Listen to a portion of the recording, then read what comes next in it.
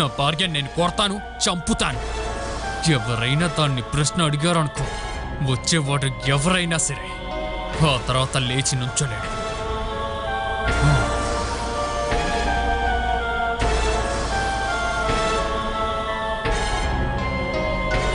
యుద్ధం అప్పుడే అయిపోయిందా?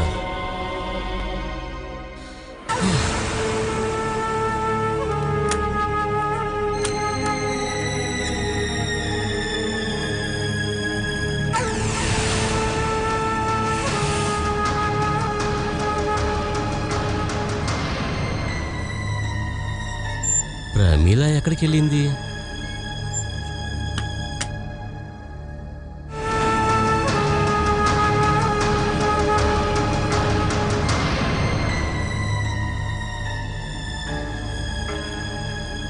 బాలా,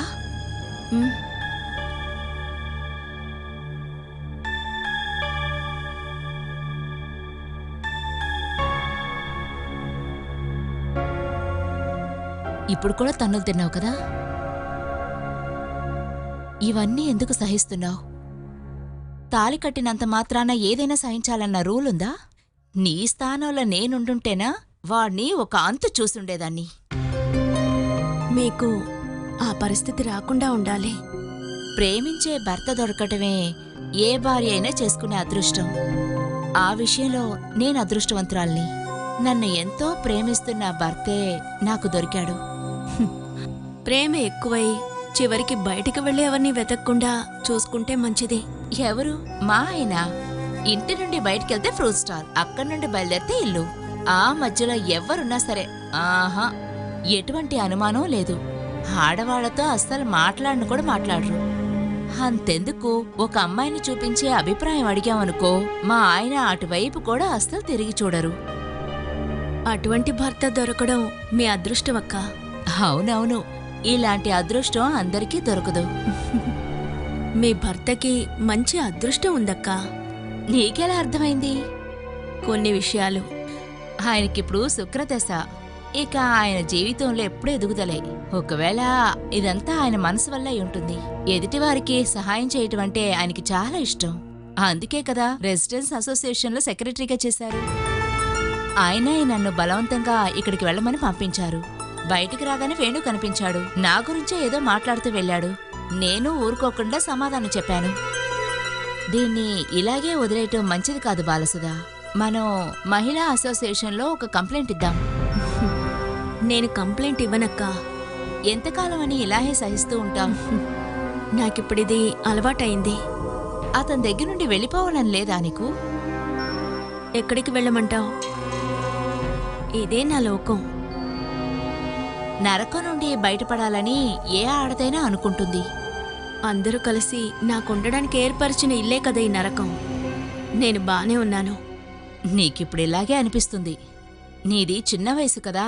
వేణులాంటి పిచ్చోడుతో ఉండి నీ బ్రతుకుని నువ్వు నాశనం చేసుకోవాలనుకుంటున్నావా? మా అమ్మా నాన్నలకి మా అన్నలకి లేని ప్రేమ మీకెందుకక్కా? నీ బాధని ఎప్పుడూ చూస్తున్నది మేమే కదా. నువ్వు వేణుగోపాల్ని వదిలించుకోవడానికి ఇదొక మంచి ఛాన్స్. ఈ ఫ్లాట్లో ఉన్న వాళ్ళందరం కలిసి నీకు హెల్ప్ చేస్తాం. నువ్వు ఒక పెటిషన్ రాసిస్తే మాత్రం చాలు.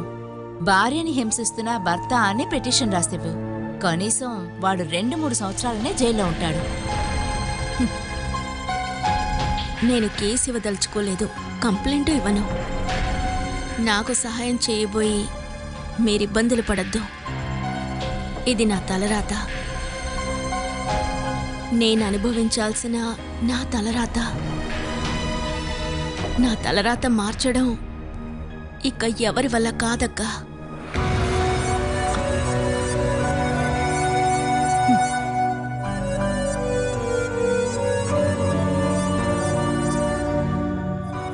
రెండు రోజులైంది నేను సరిగ్గా నిద్రపోయాను. ఒకవైపు చెంబేలి విచిత్రమైన స్వభావం. నాకు కొన్ని రోజులుగా బాల ఆలోచనలతో మెంటలెక్కిపోతోంది. చివరికి నాకు ట్రీట్మెంట్ ఇవ్వాల్సి వస్తుందేమోనని భయంగా ఉంది. బాలసుధాతో పాటు సూరజ్కున్న అఫైర్ చెమేలికి తెలుసా? లేదు, అది చెప్పాలనే అనుకుంటున్నాను. చెప్పకుండా ఉన్నదే మంచిదైంది. చమేలికి అది తెలిసిందంటే సూరజ్ గారికి నెమ్మదే లేకుండా పోతుంది. నాకు తెలిసినంత వరకు సూరజ్ గారి మీద ఉన్న అటాచ్మెంటే చమేలి గారు ప్రశాంతంగా ఉన్నారు. అది మాత్రమే కాదు, వేరే ఎక్కడికో వెళ్ళాలనే ఆశ తనలో ఉంది. అదేంటో కనిపెట్టేశామంటే ట్రీట్మెంట్ ఈజీ అవుతుంది. బాలాకు నాకు మధ్య ఉన్న సంబంధం చమేలికి తెలిస్తే ఏంటి ప్రాబ్లం? ఆ రిలేషన్షిప్కి తను అంత ప్రాధాన్యత ఇస్తుందని నేను అనుకోవట్లేదు. అదంతా ఒక పెద్ద సమస్య కాదని చమేలి గారు బయటికి చూపించవచ్చు. పెళ్ళైపోయినా గానీ తన ప్రియురాలి గుర్తులు తన భర్తలో ఉన్నాయని చమేలి గారు అనుకుంటుంది. సూరజ్ నా దగ్గర నుంచి వెళ్ళిపోతాడా, పాత బంధాలన్నీ పెరుగుతాయా, ఆ విధంగా తను ఆలోచించడం మొదలు పెడుతుంది. అదొక సమస్య అవుతుంది. వదల్లో సిండ్రోమ్. అది మగవాళ్ల కంటే ఎక్కువ ఆడవాళ్లకే. కానీ అది ఎలాగైనా దాటడానికి వాళ్ళు ప్రయత్నిస్తారు. నా భర్తకి వేరే వాళ్లతో అఫైర్ ఉందా అని వాళ్ళు బాగా ఆలోచించటం మొదలు పెడతారు.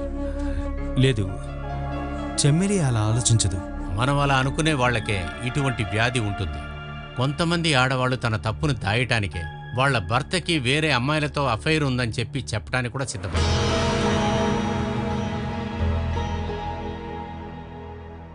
ఇక్కడ చమేలి కూడా అటువంటి విషయాన్ని ఏదో మీ దగ్గర నుంచి దాస్తున్నట్లు అనిపిస్తుంది. ఇటువంటి సమయంలో మీకు ఒక అఫైర్ ఉందని ఆవిడికి తెలిస్తే రియాక్షన్ ఎక్కువగా ఉంటుంది.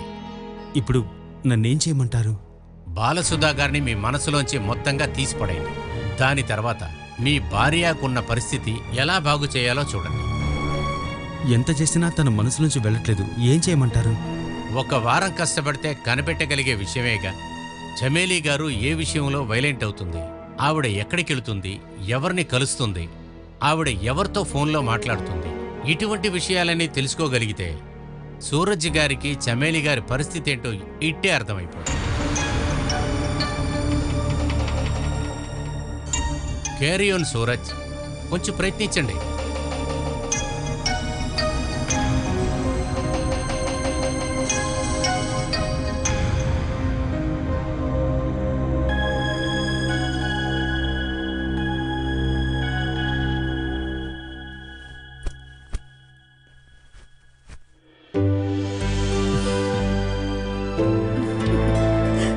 ఇదేంటి? తెరిచి చూడు.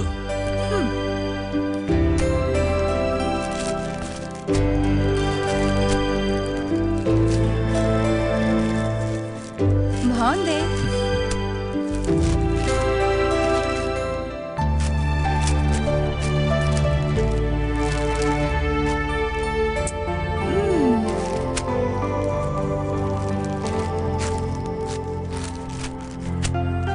టెక్స్టైల్స్కి ఆర్డర్ చేసిన శారీ శాంపిల్స్ అవి? లేదు, వీటిని నీకోసం తీసుకొచ్చాను.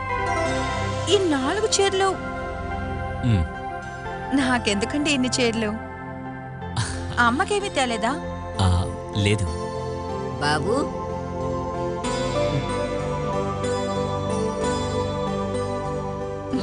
చీర నువ్వు ఎన్ని తీసుకొచ్చావు? 4 అమ్మా.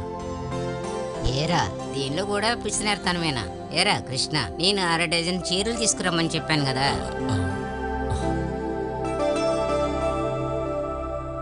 సొంత బట్టల షాప్ ఉంది, కట్టుకున్న భార్యకు మట్టుకి మంచి చీరలు తేవటం తెలియదు. అందుకే నేను చెప్పాను 1/2 డజన్ చీరలు తీసుకురమ్మని.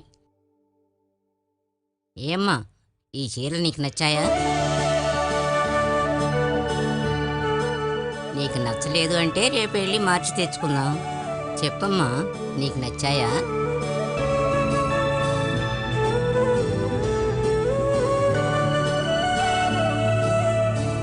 నచ్చింది, చాలా నచ్చింది నా ఈ అమ్మని.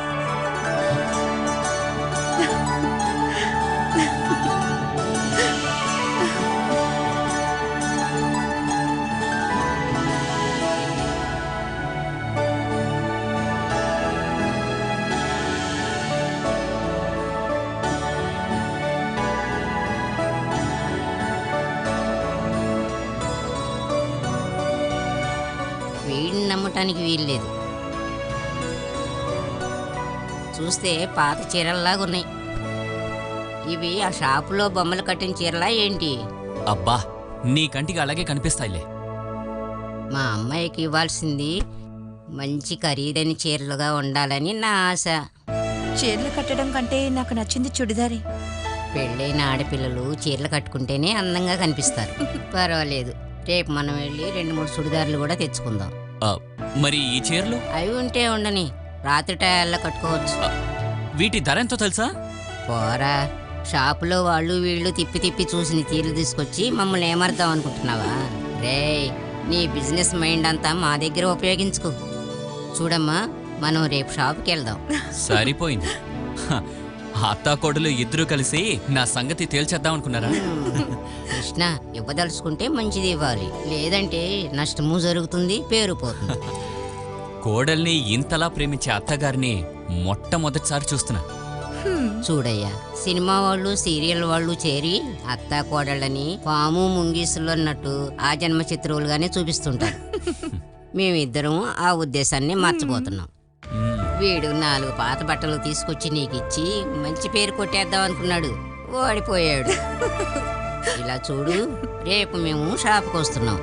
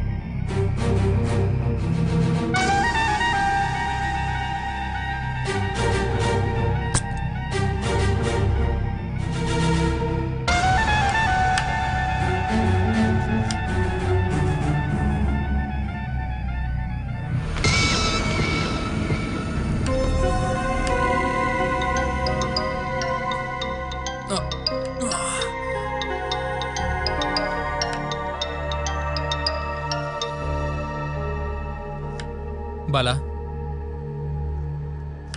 బాలా,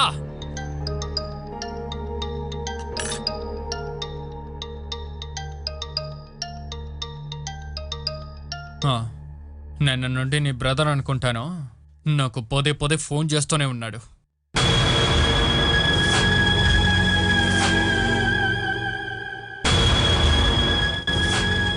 మొన్న నా ఆఫీస్కి కాల్ చేశాడు, నీతో మాట్లాడాలని. మొబైల్ ఫోన్ యూజ్ చేయట్లేదు, ఇంట్లోనూ ఫోన్ లేదని అడ్జస్ట్ చేశాను. ఇవన్నీ నాకెందుకు చెప్తున్నారు? వాడు నీ అన్నయ్య కాబట్టి. నాకు అన్న లేడు, నాన్న లేరు, అమ్మ కూడా లేదు. మరి నువ్వెలా పుట్టావు? ఆకాశాన్ని నుంచి దూకేశావా? ఉండవే, ఆఫీస్లో ఏదో ఒక కుక్క నా నంబర్ ఇచ్చిందనుకుంటా. నీతో మాట్లాడకుండా వాడి దురద ఆగదిలా ఉంది. ఇదిగో ఆ నంబర్ నుంచే ఇప్పుడు కాల్ అటెండ్ చేస్తాను. వాడు నీకు ఫోన్ ఇవ్వమని చెప్తే నేను నీకు ఫోన్ ఇస్తా. నేను ఇక్కడ బాగానే ఉన్నాను, విశేషాలు ఏమీ లేవు, ఇంకా ఇక్కడ కాల్ చేయొద్దని చెప్పి వాడి కాల్ కట్ చేయాలి. చెప్పింది అర్థమైందా? లేదా మళ్ళీ తన్నులు తింటావు.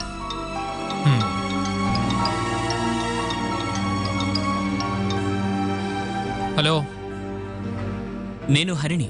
వేణుగోపాల్ ఉన్నారా? నేనే. ఏంటి? ఈ మధ్యకాలం మొబైల్ ఫోన్ వాడట్లేదని చెప్పారు.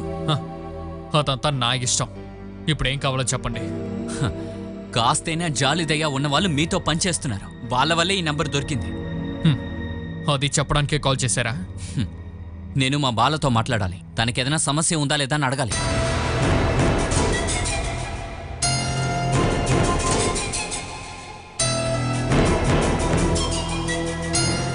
నేను పూణేలో ఉన్న పోలీస్ స్టేషన్కి ఫోన్ చేసి అక్కడి నుంచి కాంటాక్ట్ అవుతాను. నేను మీ చెల్లిని మాట్లాడొద్దని చెప్పట్లేదుగా. ఫోన్ నా భార్యకిస్తాను. హరిగాడే మాట్లాడు. మాట్లాడదే, మాట్లాడమని చెప్పాను.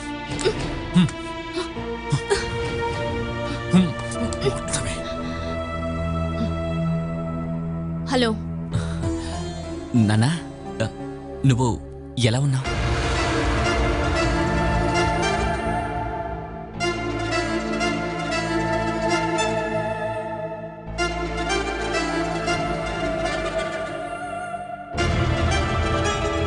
బాలా, ఏంటి గుర్తుపట్టలేదా?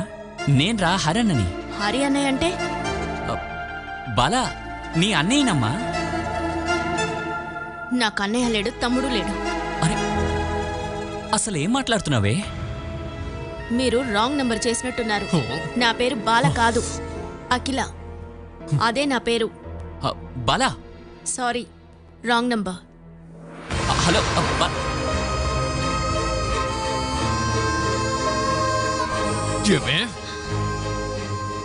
నాకంటూ ఎవరు లేరు. నేను ఒక అనాథని.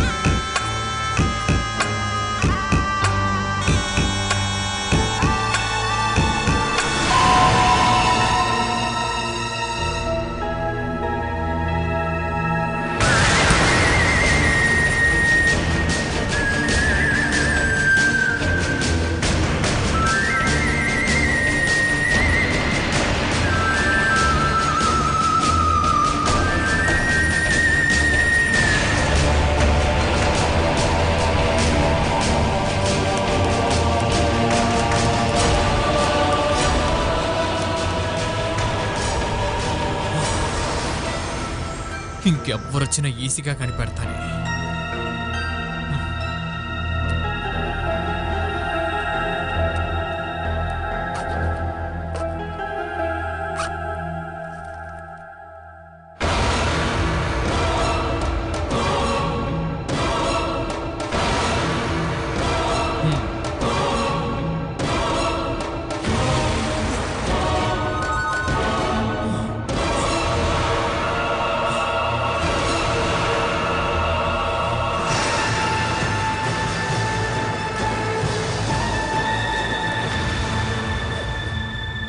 ఏమండి, మిమ్మల్నేనండి. ప్రమీల, షాపింగ్కి నువ్వు ఒకదాని వెళ్ళరా, నేను రాలేను. అరే, ఏమైంది? జ్వరం వచ్చేలా ఉంది, ఒళ్ళంతా ఒకే నొప్పులు. అయితే మనం హాస్పిటల్కి వెళ్దాం. దానికంత అవసరం లేదు, ఒక రోజంతా బాగా రెస్ట్ తీసుకుంటే చాలు. అయితే నేను ఇక్కడే ఉంటాను, నేను వెళ్ళనులేండి. నువ్వు వెళ్ళాల్సిందే. అంటే నువ్వు వెళ్ళరా, నేను బాగా పడుకొని నిద్రపోతాను. టైర్డ్నెస్ అంతా పోతుంది. నన్ను పంపించేసి వంటగదిలో పని చేయకండి, బాగా రెస్ట్ తీసుకోవాలి, సరేనా? అలాగే. అయితే నేను వెళ్ళి త్వరగా వస్తాను. ప్రమీల, హడావుడిగా ఏ వస్తువులు పడితే ఆ వస్తువులు కొనకరాకు. టైం తీసుకొని మంచి వస్తువులే కొనుక్కురా, సరేనా? ఆ, అంత ఎక్కువ వేడేం లేదులే. లోపల జ్వరం. నేను వచ్చేటప్పుడు టాబ్లెట్స్ తీసుకొస్తాను. అలాగే తీసుకురా. సరే, నువ్వు టైం వేస్ట్ చేయకు, త్వరగా వెళ్ళు. తలుపు గెడేసుకొని లోపల ఉండండి. నువ్వు వెళ్ళగానే తలుపు గెడేసుకుంటాను. ఓకే.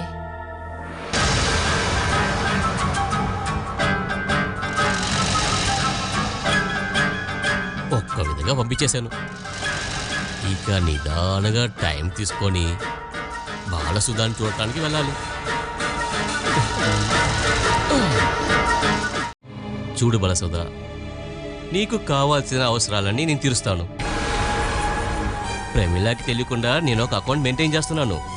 దాని పాస్బుక్, ఏటీఎం కార్డు నీకు ఇచ్చేస్తాను. నీకు అవసరమైనంత డబ్బు దాంట్లో వేసేస్తాను.